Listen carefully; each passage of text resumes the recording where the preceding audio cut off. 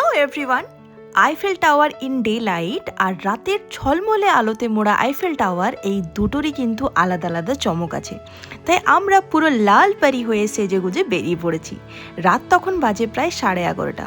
গুগলে দেখলাম 1:45 অবধি লাইটস থাকে, তাহলে আমাদের কাছে এখন এনাফ টাইম আছে। আর বাইরে যে কি ঠান্ডা, পুরো কাঁপছিলাম ভেতর থেকে। কিন্তু ছবি তোলার সময় মেয়েদের সব ঠান্ডা তখন পালিয়ে যায়। এনিওয়েজ, যখন আলোয় ঝলমলে আইফেল টাওয়ারটি প্রথমবার দেখলাম, ট্রাস্ট মি গাইজ, লোকে কেন এটাকে এত ওভারহাইপড বলে আমি জানি না, বাট আমি চোখ সরাতে পারছিলাম না। ইট ওয়াজ ম্যাজিক্যাল। আমার যে কতটা ভালো লাগছিল আমি বলে বোঝাতে পারবো না। আর এবার ঠিক 12টা বাজার অপেক্ষা। ডট 12টায় জ্বলে উঠল স্পার্কলিং লাইটস। টানা 5 মিনিট ধরে ঝলমল করছিল Eiffel tower.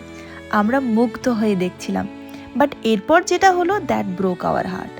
As per Google মহারাজ 1:45 অবধি আলো জ্বলার কথা, বাট স্পার্কলিং লাইটের পর আলো নিভে গেল, আর জ্বললই না। মনে হচ্ছিল বেকারি গুগলের উপর ভরসা করতে গেলাম। প্রথমে তো খুব মন খারাপ করছিল, পরে ভেবে দেখলাম ক্যামেরাতে হয়তো আমরা সেরম ছবি তুলতে পারিনি ঠিকই, কিন্তু আমাদের চোখ সেটা ক্যাপচার করেছে। কত মানুষের স্বপ্ন প্যারিসে আসা, আইফেল টাওয়ার দেখা, আর আমরা আজ এখানে এসে পরও মন খারাপ করব? একদমই না। তারপর আর কি, প্রচুর ছবি টবি তুলে তারপর আমরা ফেরার পথ ধরলাম। আরে না না, বাড়ি ফেরার পথ নয়, কালকের দিনও আমরা থাকছি প্যারিসে। আমাদের জন্য অ্যাডভেঞ্চার ওয়েট করছে, দেখতে ভুলো না কিন্তু।